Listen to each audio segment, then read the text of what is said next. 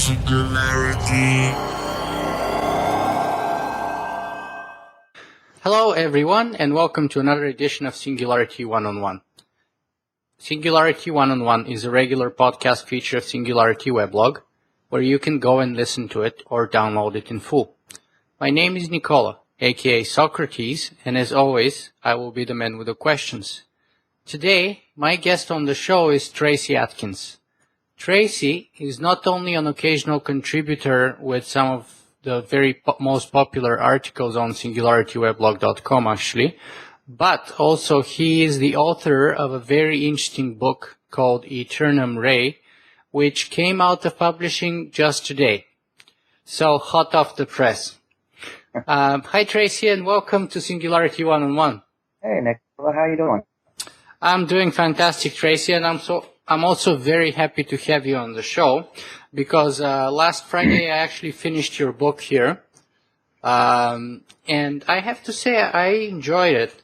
So your interview would be the second one of a series of an interviews that I'm doing. The first one was with Marco Santini, trying to highlight some new science fiction writers that I believe are worth more attention and whose books are worth reading, I think. So let me start the interview today with a little quote from the very introduction of your book. So at the introduction you say, "Sophisticated software suites are already outthinking human minds and are beginning to reason. Computers can now understand natural human language and speak in kind. The autonomous self-improving computer system is on the horizon. The convergence of these concepts will soon give birth to true artificial intelligence and ignite technological singularity. This is the point when the slow river of human advancement breaks into an unstoppable waterfall of discovery and knowledge." So I have to say I really like that introduction and I like your definition of the singularity. So I'd like you to elaborate a little bit on that if you don't mind. Yeah, absolutely. When it comes to the singularity and concepts of exponential growth of technology, you know, we often look at some of the various graphs where you show a slow uptick in technology, then you see the knee of the curve, and then you really see the exponential growth take off. Well, if you flip that around, it looks actually much like a waterfall. You've got the ever accelerating pace. You get more advancement, and then that knee of the curve is kind of the point where the water breaks over the edge. And I think it's a fairly good analogy for what's about to happen. You know, we've got advancement for the last 10,000 years, technology-wise. I mean, you know, moving up through the Bronze Age and right on through. It's been pretty slow, and then, you know, last 100 years it's been really breathtaking. So, you know, as a Canadian, I have to say though, in Canada we usually call that a hockey stick. A hockey stick. I could definitely see that. At least to Canadianize the technological singularity graph, the exponentially growing graph, looks like a hockey stick to us. It does. Well, to use another Canadian landmark, Niagara Falls would be a good analogy. That's actually another good point. Very interesting. So Tracy, tell us a little bit more about yourself and your background, but especially why and how you got interested in the technological singularity in general, and then why and how did you get interested in writing science fiction novel about the technological singularity in particular? Well, I've always been into technology. Since I was a young guy, I guess 10 years old, I got my first PC. It was a 386, so I'll date myself there. But I've always been really intrigued with computers and technology, and I don't know, it seems to always have been a fit. I made a career out of it. You know, I've got going on 20 years in the tech industry. Started off doing system engineering, some network engineering. Now I'm into software. So, you know, I've always had that techie background. But for science fiction, some of my earliest memories actually are of sitting around the console TV watching the original Star Trek with my family. And, you know, they were real enthusiastic about space and exploration and where technology can take us. And of course, I was eating that up as a kid. So, Star Trek was a big part of that. As I got a little older, I kind of ate up any science fiction I could get into. So, if you start to think about the singularity as a concept, and it's all brought about through technology and advancement, it seemed like a really good marriage of two different concepts for me. So, I've always enjoyed writing. I took some college writing courses, and I really liked those and had a lot of fun with it. So, I've been churning over some ideas to maybe write a book over the last few years, started to get some ideas in my head. I really started to think about cell phone technology. Actually, was kind of a thing I like to think about where we're kind of going with it. I've seen the advancement kind of go from the flip phones to the smartphones we've got now, seeing little earpieces in people's ears, real neat cyborg type stuff, and started to kind of ponder where that would go. Well, in the middle of all that, I just by chance happened upon the Transcendent Man documentary. That was Ray Kurzweil's documentary. And actually, the Ray Kurzweil documentary is The Singularity is Near. That's Barry Ptolemy's documentary about Ray Kurzweil, who, by the way, for those who don't know, is another person that I have interviewed just right after the movie came out. Oh, excellent. Yeah, I haven't got to check that one out. I'll definitely have to do that. So, yeah, that really changed my way of thinking. I mean, I really enjoyed Kurzweil's optimism, his view that we can overcome all these things, the ideas that, technology will accelerate. So it really steered my entire train of thought and direction. It was a grand piece of inspiration. And I started reading and researching as much as I could, and I just knew that when I wrote my novel and sat down and started, that's where I wanted to go. I wanted to write singularity fiction, and led to the book.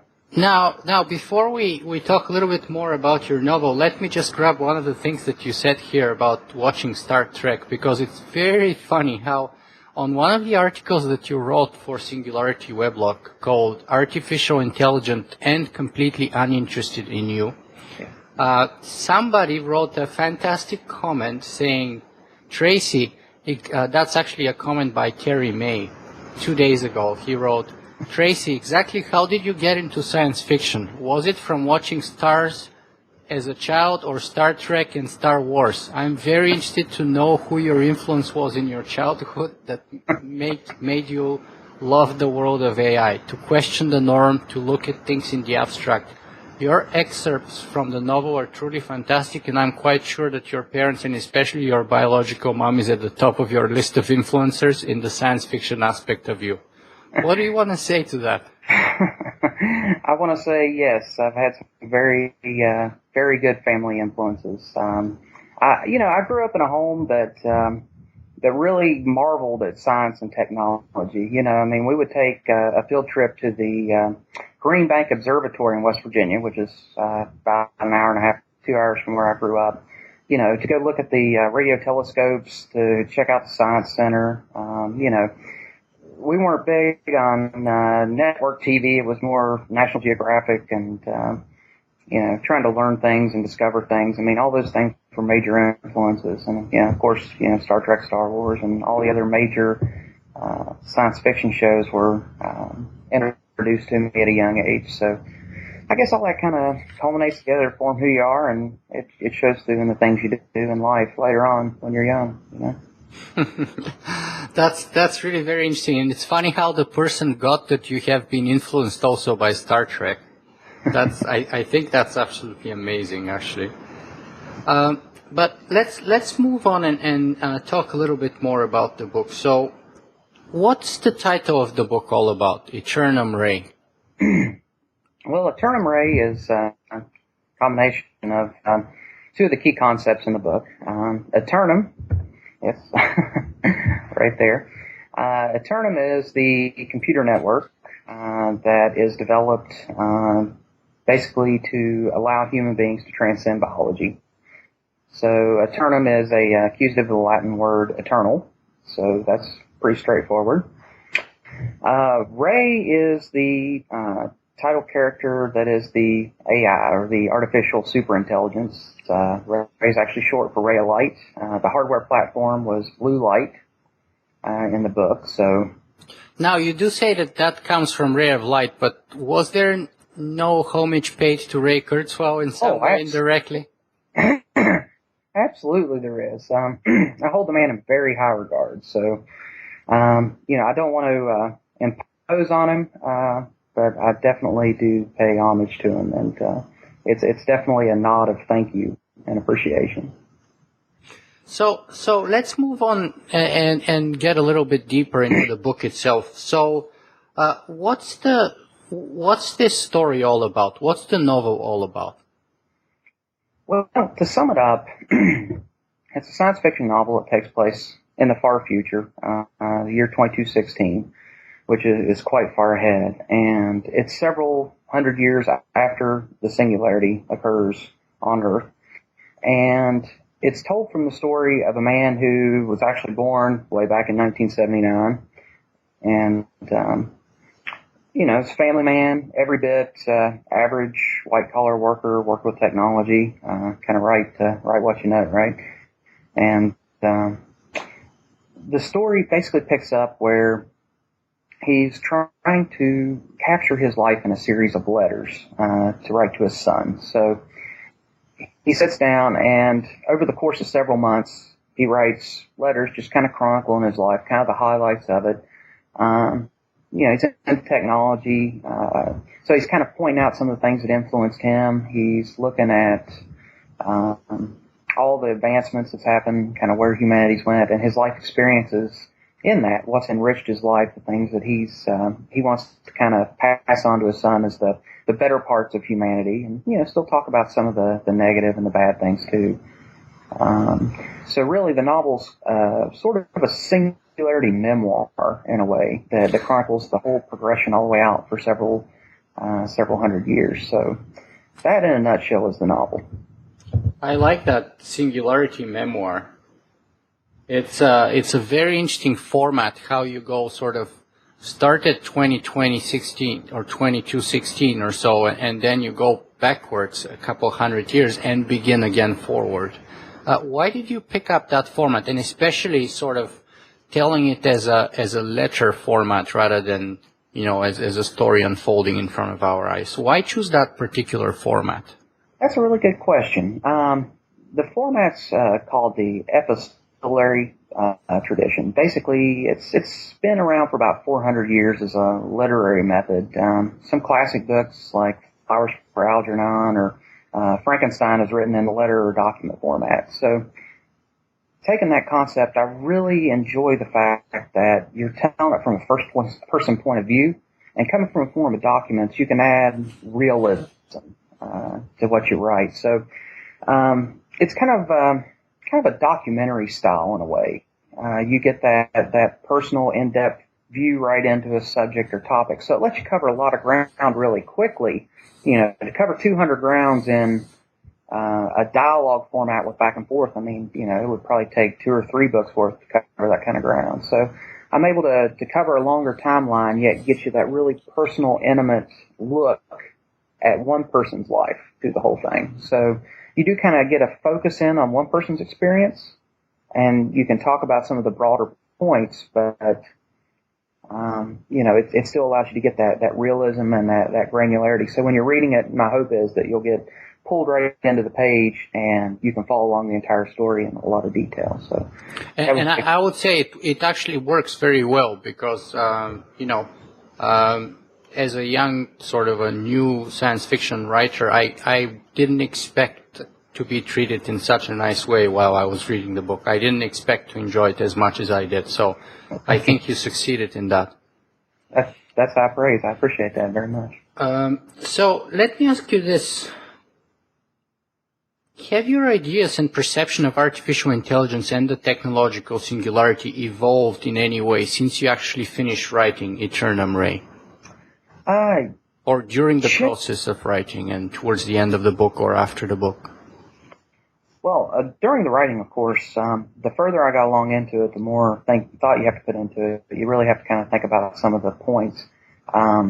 the technology part of it, I've got a background in technology, so kind of understanding that or thinking through that part wasn't quite as in-depth as having to think about the social ramifications, relationships, society.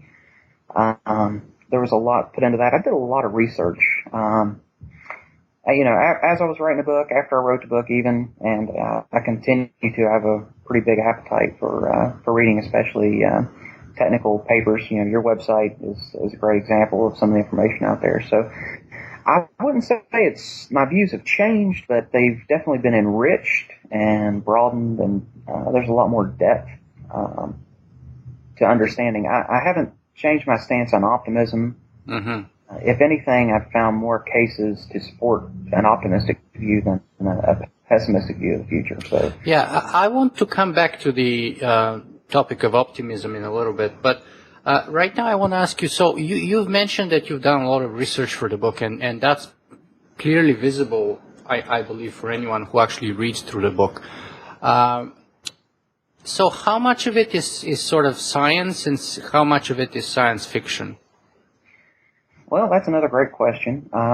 For the book, I try to build a logical case for a lot of the technology that you see in the book. So from a technological standpoint, a technology is developed, and then, new technology gets built upon that. So it's more of a rational or logical way, we progress through technology in the book. Now, that's not to say that any of that will come to fruition. I mean, there's so many infinite variables, between now and 100 years, it's impossible to accurately predict any kind of a future technology. I think you can take some of the trends that you see now and kind of get an idea of a direction, maybe, but to make an actual prediction. So in that regard, I mean, it is science fiction through and through. I mean, the bulk of the story picks up in the 2040s. So a lot of that technology is, I guess, make believe, but. Yeah, you for example, since you've mentioned the 2040s, let me catch that thought right there. On page 25 of the book, you say that by 2042, the population of the world has tripled, but only 1/3 was biological in nature. So let me ask you this: is the future of humanity synthetic, in your opinion, or digital? I think that we gravitate toward creating things ourselves, and we have a very keen interest in creating non-biological life, artificial intelligence, even if it's weak AI, which of course at that point in the book, all AI except for just institutionalized artificial intelligence is weak AI instead of strong AI. So yeah, we've got technology now, for instance, just in the last year, Apple introduced Siri in your smartphone. Now, that's about as weak as AI can get, really, for a general application. But the fact is, people are adopting it, and they're using it. Telephone systems are starting to become sort of autonomous. With the advent of Watson, you're starting to see that wanting to go into the medical field. You're going to see that probably pervade call centers.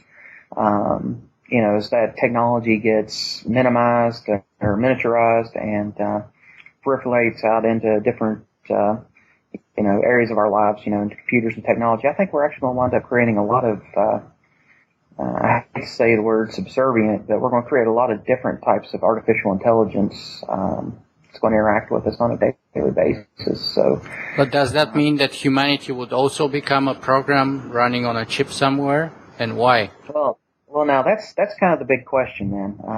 Whether you believe that, the human mind is based on a computationalism model, or whether you've got some other kind of dualist theory, that the spirit and soul and the body are two separate things that can never actually be transferred into a software system. Of course, the novel supports the computationalism as a dualism where your brain is more of a piece of hardware which gets transferred over into the system, and then your mind itself is the operating software. So, if you accept that theory, which is a pretty widely accepted theory of computationalism, then, the possibility that one day we'll be able to actually transfer consciousness and run a human mind in a digital form, that becomes more plausible. Now, if you don't buy into that theory, then, it's it probably won't ever happen. Okay, but let me ask you this then. Are there no benefits to biology? Because, you're talking about immortality and all those things in your book, but perhaps we would be able to achieve immortality in other ways other than going digital. For example, through genetic engineering and so on, synthetic biology, all kinds of nanotechnology and new drugs, which may allow us to survive indefinitely within our own physical, biological bodies. So are there no benefits to keeping the biology?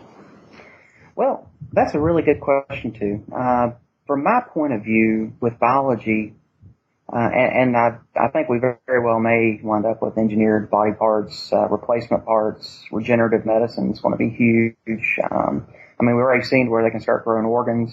You've got artificial bladders now they can print. Exactly, yeah. Some amazing stuff. I definitely see life extension as on the horizon.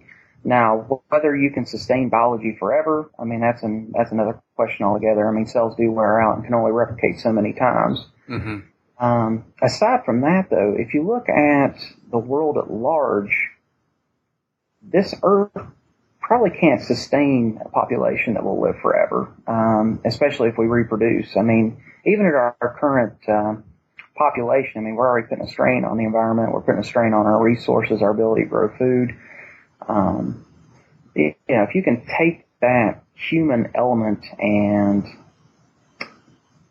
kind of convert that over into a digital form, it takes that burden off of the system. So you think digital humans have a much smaller footprint on the environment than biological ones?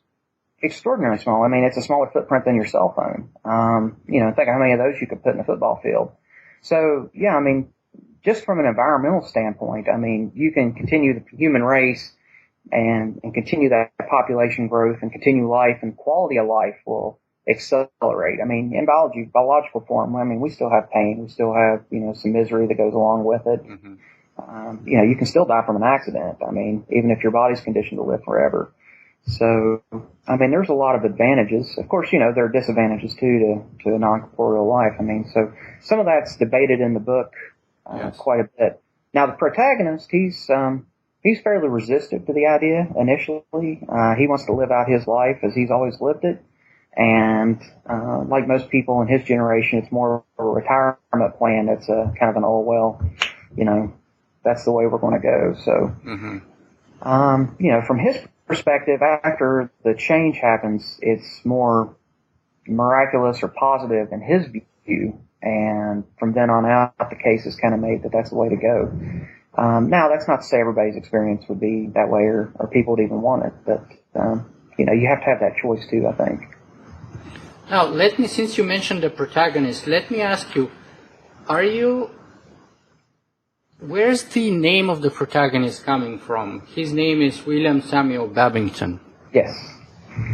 Is that an accident, or is that done for a reason? I let my wife pick that out, actually. She picked the name? She picked the name, yeah. Oh, I think it's a good choice. Yeah. So, Tracy, let me ask you this then. What's the general goal of the book? What do you want to accomplish with it? Well, the book itself, I want to have a few different perspectives come out of that for people. I want to write something that's entertaining, that people will enjoy, obviously. I also want to write something that is kind of counter to the dystopian trends that we're seeing in fiction and have for the last 20 plus years. Mm-hmm. Pretty much everything that's come out is some kind of apocalyptic vision, or there's some kind of oppressive, overtone, or, technology, AI is evil or bad. So I kind of want to buck that trend. So I want to put a positive experience out there. And on top of that, I'd really like to write something that's relatable. I wanted Aeternum Ray to be something that people like you and I that are really into the singularity, we're really into the technology, something that we would get and enjoy, mm-hmm. but something that the average person off the street could pick up and read and kind of understand and get introduced to a lot of the concepts that are floating out there. Because, if you think about it, you've got researchers, There's probably, a couple 100,000 researchers that are working on neuroscience, artificial intelligence, computer science. And then they write a lot of white papers. They write a lot of articles, that people like you and I tend to get into in the audience that watches Singularity 101. Mm-hmm. That audience is fairly broad. Maybe 3-5 million people probably are really into the technology and the Singularity and know what it is. But 99.95% of the Earth's population doesn't know anything about it at all. I mean, there's really kind of, kind of a lack there. I mean, people don't really have a clue. A lot of those folks tend to only get their information from their entertainment, mm-hmm. be it something they watch on the Discovery Channel or a science fiction television show or a book they read. So I wanted to write something that would introduce a lot of those concepts, especially the more positive aspects, to a broad audience. So that's one of the goals I really want to put out there, something mm-hmm. that's relatable for everyone. And how do you know if you've succeeded or not?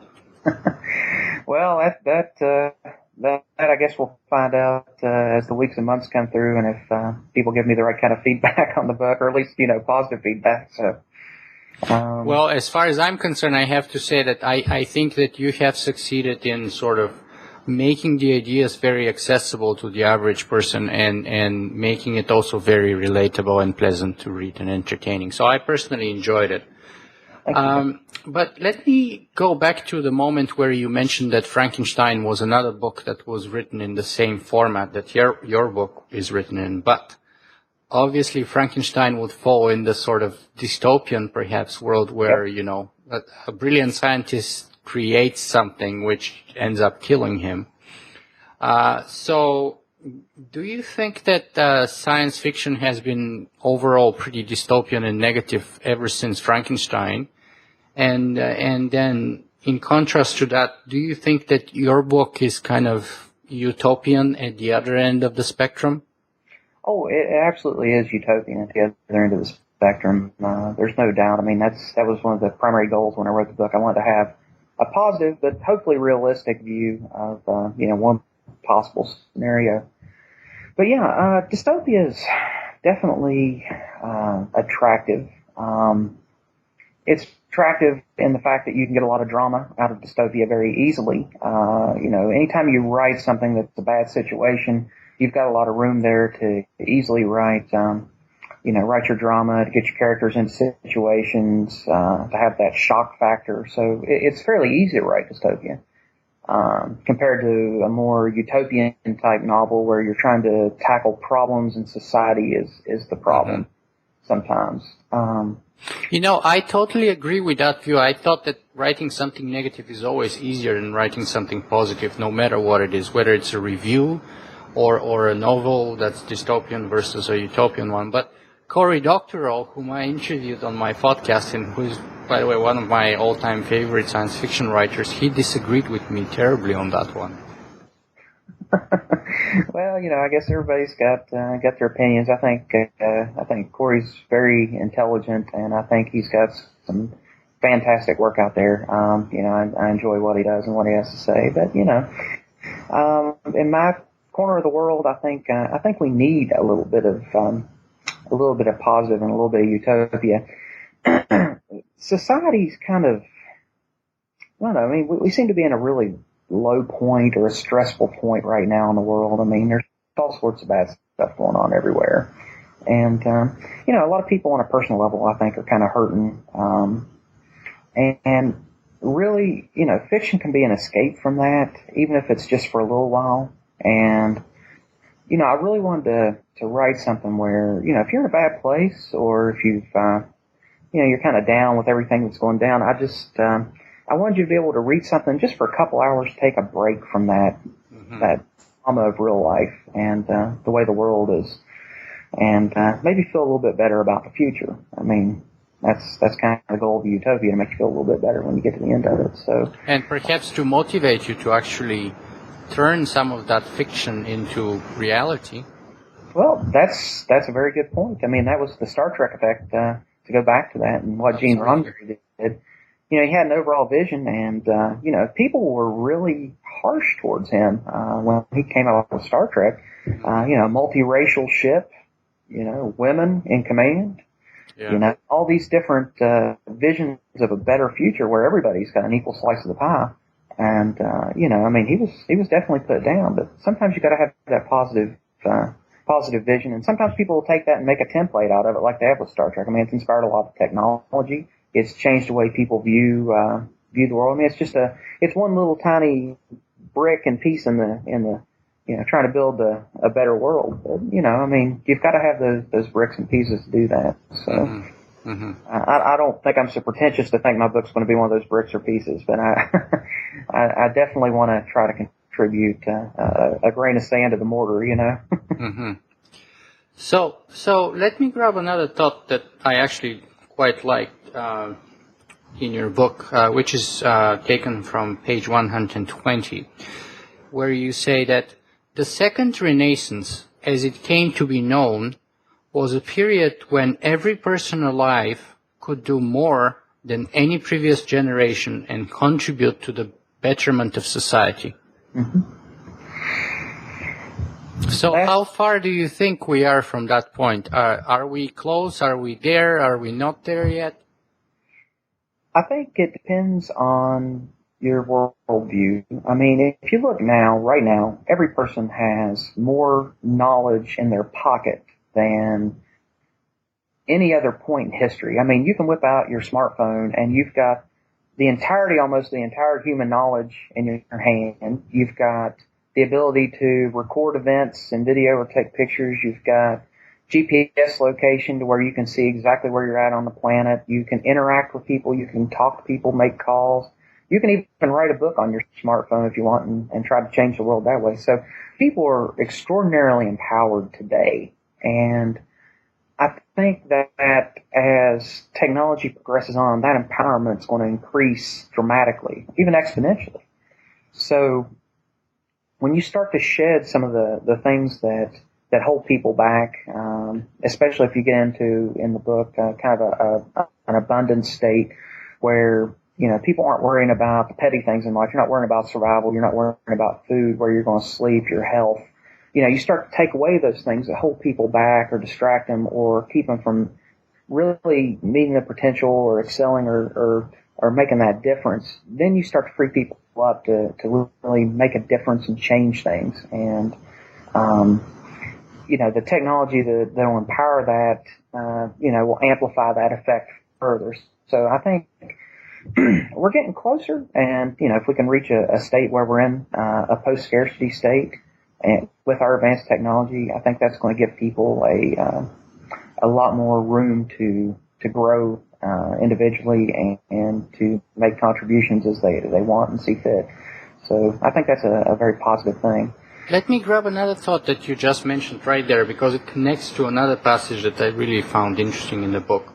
And that's coming straight from page 79, where you said, "As I had always believed, people are intrinsically good. When the burdens of life are gone, that good comes out in the art, style, and air of happiness that made the city what it was, joy in structure." So someone would say that human nature is, intrinsically bad, greedy, and selfish. And the world that we live in is a reflection of that. Look around, we have murder, theft, wars have been a constant, phenomenon since the very early days of humanity. So someone would say, well, nothing would change. Those elements of our life would never go extinct because they're part of human nature. And yet you believe that they're not.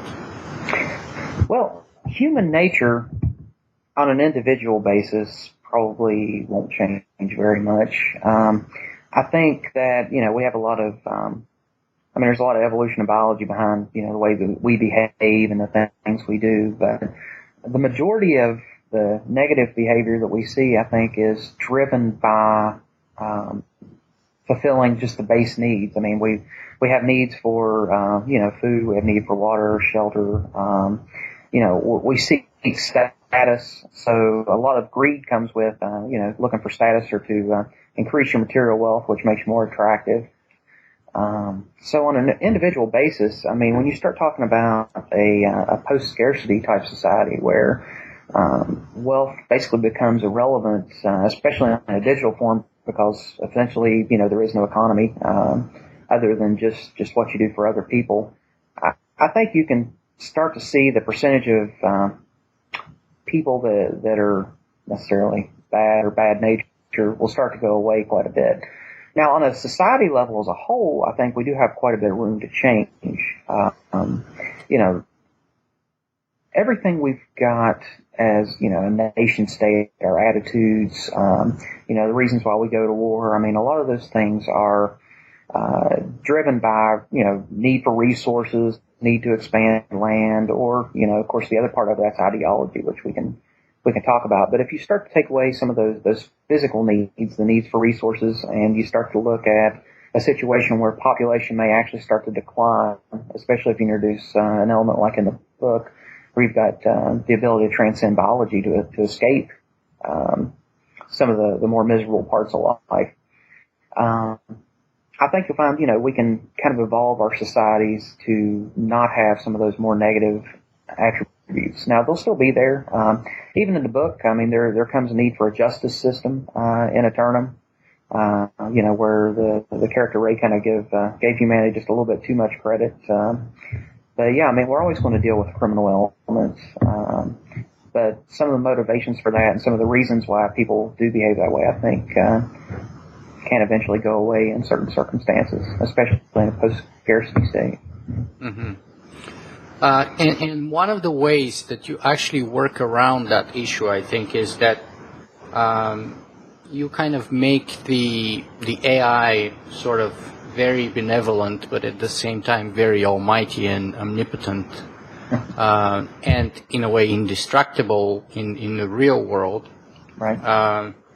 So how does that connect with the article that you wrote on Singularity Weblog, where you say that it is very possible that artificial intelligence may be all those things except interested in humanity? How do you reconcile those two views? Well, the thing about it is, I mean, in the book, I try to take the positive path. I mean, there's an infinite number of paths before us, especially when it comes to creating artificial life. So, I mean, the article I wrote was more of a way to get people to stop thinking in kind of a binary good, bad. I mean, that's, when you're talking about intelligent beings, I mean, look at human beings. There's not really just good people or bad people. I mean, we're everywhere in between. So, the article is kind of trying to expand the conversation to say, look, artificial intelligence may very well be the other way. I mean, it may not even be interested in human beings at all.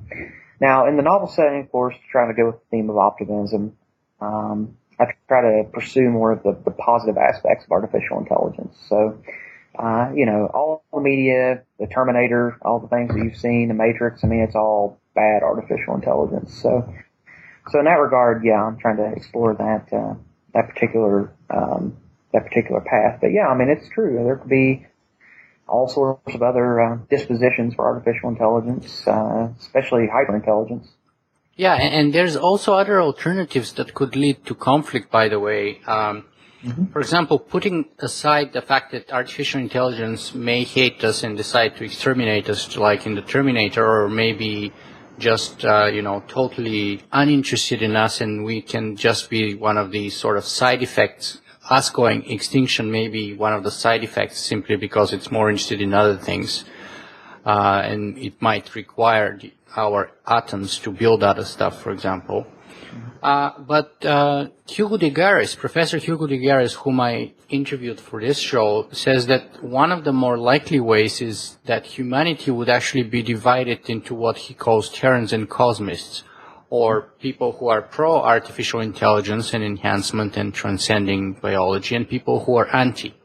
So do you not think that before we actually get to the point where artificial intelligence becomes eternal, becomes omnipotent and indestructible, before that point, it can actually be attacked and destroyed in a sort of a global war between those two fractions of humanity?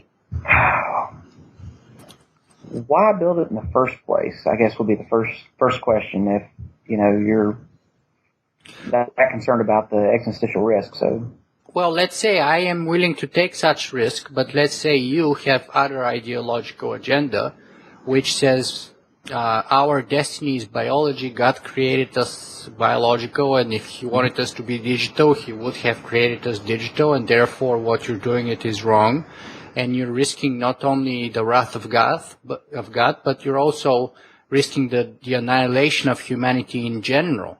And even if that's a very low probability to occur, the risk is so enormous that it's not worth taking. And therefore, you might be willing to undergo and underdo any actions, to do any actions that would prevent me from doing so, from creating artificial intelligence, even if that leads, to my destruction and, even million other people's deaths. Because your calculation would be that you're saving humanity in general as a race. And therefore, that would be a price worth paying. So you wouldn't hesitate to use nuclear weapons or biological or other weapons of mass destruction, if need be. Yeah, well, actually the same argument is made for nuclear technology, too, today. I mean, right now there's, of course, a lot to do with Iran and, their peaceful nuclear program versus a nuclear weapon program. I mean, there's always going to be conflict and debate. In the book, the technology kind of sneaks up on people. I mean, it's seen as a commercial application. Yeah. I think a lot of that's going to change as we get closer to artificial intelligence, too. I think right now, if you said you wanted to create a all-powerful artificial intelligence, super intelligence with, unlimited capacity for thought, I mean, you're definitely going to hit that brick wall of people and ideology. But, as our society starts to develop more and more artificial intelligence and becomes more integrated with it, I mean, you're going to start to see commercial drivers demand that technology. People will start to see and use it in different ways, and I think acceptance will start to come about that way. Now, that's not to say there won't be, people that are hardline against it. I mean, there always is in just about any kind of social movement or technological advancement. I mean, we've still got a pretty sizable population of Amish that don't care much for electricity. I mean, so that's always going to be there. I don't think they've ever taken up arms against the power company, though. But yeah, I mean, that's something we're definitely going to have to face as a society, inside or outside of fiction. I mean, our media is definitely going to sway some of the argument.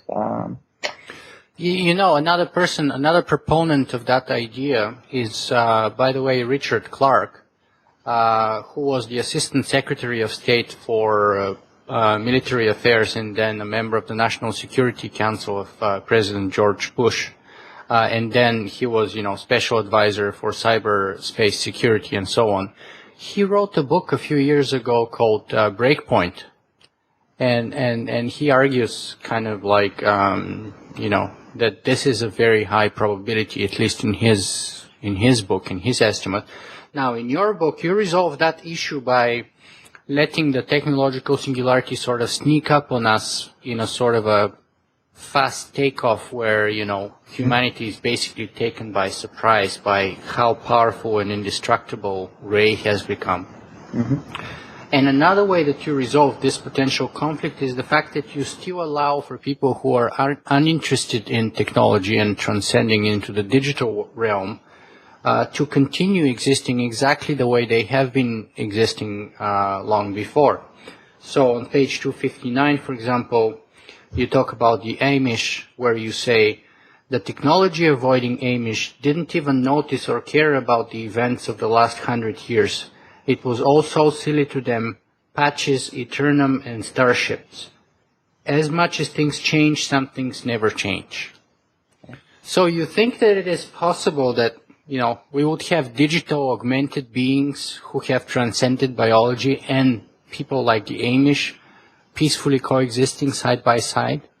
We have our current technological people today walking around with the Amish kind of intermingle in society. I see that as a huge possibility. I mean, we still have people that are Stone Age level existence on Earth. I mean, we kind of segregate ourselves a little bit from those populations. Of course, we kind of act like we're doing them a favor by protecting them from us.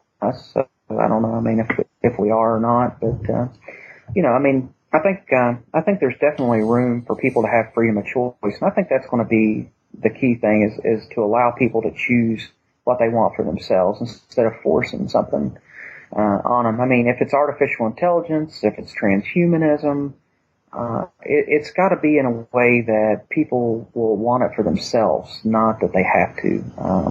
And that's true of any technology, really. I mean, you don't have to go buy the latest and greatest of anything. You can live your life as you want, or be a Luddite and not. Freedom of choice is going to be critical, and especially when it comes to artificial intelligence in the future. I mean, if you don't want to interact with that, I think there'll definitely be societal niches that'll probably spring up around not having to deal with technology, just like the Amish, for example. Speaking about things that you think would never change, let me ask you this: do you think that the family as a basic social unit would not change in that circumstance of us transcending biology, and why not? Because I mean, if everything else is changing, if governments change in their nature, religions, and everything that we've known of us so far as a species in terms of our social units and so on, wouldn't that also mean that the family would change and perhaps go obsolete? Well, I don't think human pair bonding is ever going to go obsolete. I mean, we always seem to want to seek out other people, be it friends, family. I think the choice to choose how you build your family should always be there. I think that the definition of family will definitely change. I mean, especially if you get into a digital life where things even like gender don't really even kind of come into play, where you can shift parents' gender. Yeah. I think people are still going to seek out other people to form bonds with, potentially, have children with. It's going to be up to the individual what they want to do. If you don't ever want to get married, then don't. If you want to form a different kind of family unit, if you have a large group of people that want to in the future, maybe that'll be, their choice. So I think, again, we come back around to individual choice becomes very important.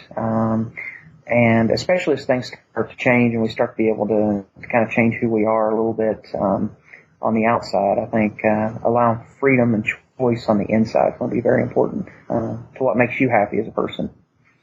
So, Tracy, we're kind of getting towards the end of our interview here, and I have about 3 or 4 questions left here. But let me ask you this. From our preliminary conversation, I know that it took you only 2 years, or less actually, between getting inspired from watching Transcendent Men and actually your book being published. So let me ask you this. Do you have any other plans for another book or another task like that? What's next for Tracy Atkins? I definitely have a lot of ideas for a lot of books. I kind of want to. I've been actually tossing around quite a few, but some are kind of a continuation of this story. I've got some other things I really want to tell and kind of tackle in the Singularity genre, which is kind of a burgeoning genre, really. Mm-hmm. So yeah, I guess for me, I want to continue to write. I want to continue to write op-ed pieces. Also to kind of talk about more of the nonfiction side of this. Mm-hmm. I've really enjoyed the conversation I've had with people, the interaction, the feedback, and the discussion. I mean, it's been just overwhelmingly, intellectual and mind-blowing. I've gotten from a lot of people. So. Yeah, I have to say, my impression is exactly the same. I found, my interaction with readers on Singularity Weblog and on Singularity One-on-One too, absolutely, but easily the most rewarding part because it's very enriching. Yeah, definitely. I feel like I kind of, I don't know how to put it, feel like I kind of belong. You know what I mean? Where's all this been all my life? It is a community. It is a community, and it is growing, and it is it has very many proactive people in it. So that's fantastic, and I think it's a community with huge future potential that's going to grow immensely, exponentially. I hope, and I believe also. I think But let me ask you this then. So for people who want to find out more information about you and your work, what's the best place to do so? My author blog is usually where I keep all my information up to date about the books I've written. I'm going to be writing all the different articles and things. So TracyRAtkins.com. Easy to find. Mm-hmm. I've also got for Aeternum Ray, I've got EternumRay.com as a microsite too, where you can see the trailer and kind of look a little bit more information, read the prologues. So that out there. So, but my author blog definitely. Yeah, I would actually attach the trailer and some of those other things to the interview. But the last question that I always ask of my guests on the show is always the same, and that is, if our viewers and listeners could take a single point from you today, what would you like that to be? The single most important thing, in your view? I think it's kind of a request in a way. I think I would like to see if people would consider that the people alive today, imagine in a singularity situation where everyone today continues on, living forever, all the generations that are around today, this future is out there. So the future you want, may require, some changes in the way people think. I think it would be unwise to wait for some future epoch or some future event to start changing the future. So start thinking about the people around you today and how you can enrich their lives and try to make the world a better place now. And don't try to wait for the singularity or something to happen. I mean, today's the day to really start. So don't wait for the singularity. Change the world for the better today. Absolutely.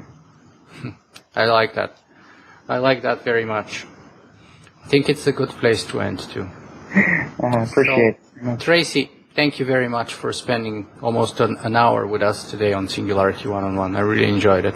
Yeah, me too. I definitely have been looking forward to it, and I'm really glad we got to have this talk. Thank you very much, Nicola. And thank you for all the wonderful work you do, too, with the Singularity Weblog and all the one-on-ones. I mean, it's extraordinarily valuable, and I've enjoyed them immensely.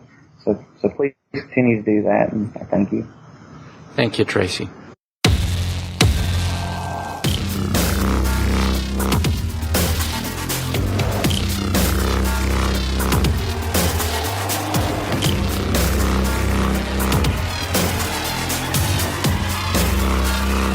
Singularity.